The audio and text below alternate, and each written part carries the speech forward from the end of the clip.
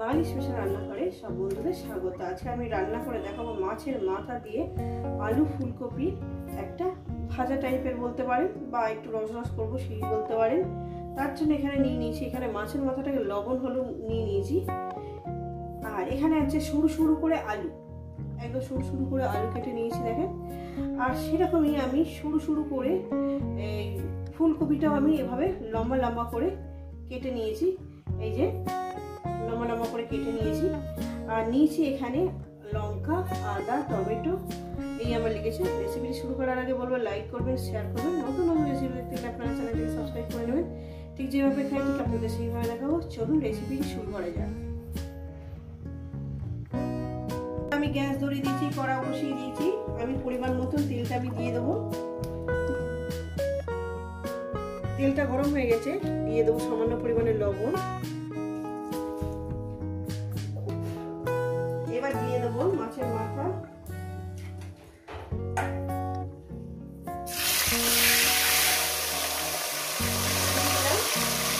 একটু চাপা দিয়ে দিলাম।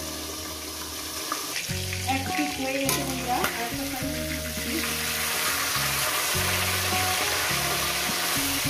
এই রেসিপি আপনাদের কেমন লাগছে অবশ্যই কিন্তু বলবেন। একটু চাপা দিয়ে দেবো, নয় শীতকালে। মাছের মাথাটা আমার ভাজা হয়ে গেছে, এবার মাছের মাথাটাকে আমি তুলে নেব।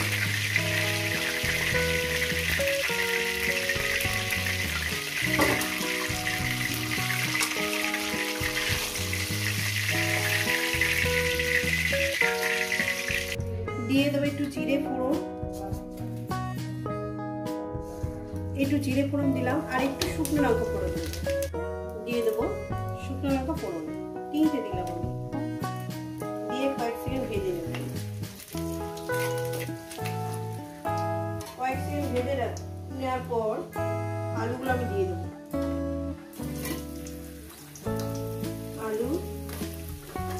আলু নিয়ে আমি 1 থেকে 1.5 মিনিট একটু ভেজে নেবো। আলুটাকে 1 মিনিট ভেজে নেবো। 1 মিনিট একটু ভেজে নেবো, 1 থেকে 1.5 মিনিট। তারপর আমি ফুলকপিগুলো দিয়ে দেবো। এই রেসিপি আপনাদের কেমন লাগছে অবশ্যই কিন্তু বলবেন। আর দিয়ে দেবো এখানে পরিমাণ মতো লবণ দিয়ে দিলাম।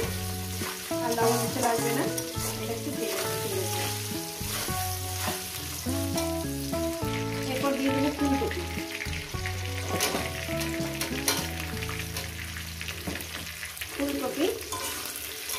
ফুলকপিটা দিয়ে আরও আমি 3-4 মিনিট কি 5 মিনিট আমি সবজিগুলোকে ভেজে নেব। দারুণ খেতে হয় বন্ধুরা এইভাবে, যদি আপনারা মাছের মাথা রান্না করে খাবেন। তো বন্ধুরা এরপর দিয়ে দেবো আমি হলুদের গুঁড়ো,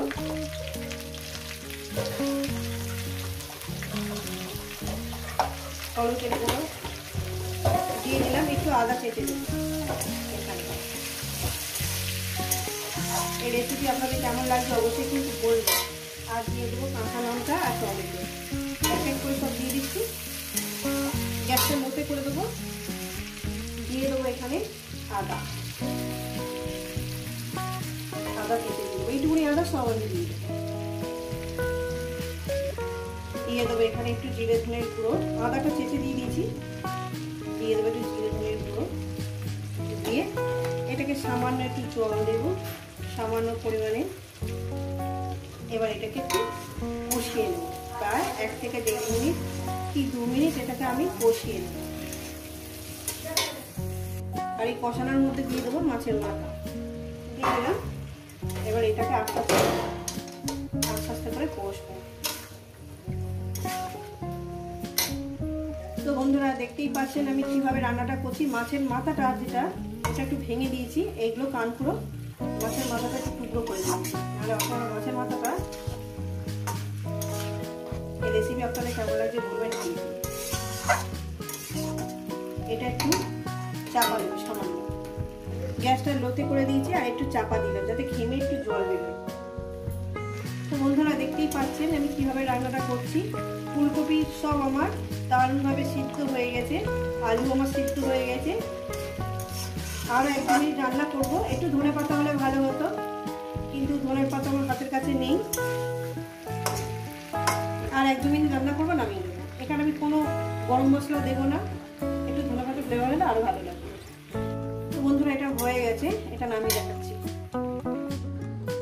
অল্পটুকু দিয়ে অনেকটাই ভাত খেয়ে নেওয়া যায়, এত সুন্দর টেস্ট।